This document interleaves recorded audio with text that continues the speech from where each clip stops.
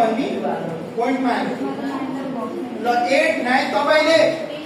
LED हाल्दा चाहिँ LED को खुट्टा चाहिँ एक आपसमा सेपरेट गर्नु होला है नछोड्नु होला है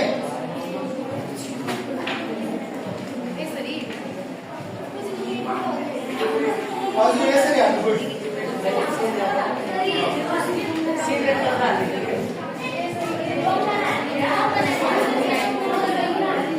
स्टेप 1 कम्प्लिट भयो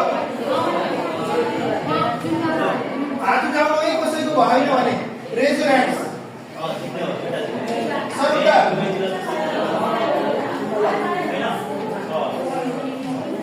सत्य पछि है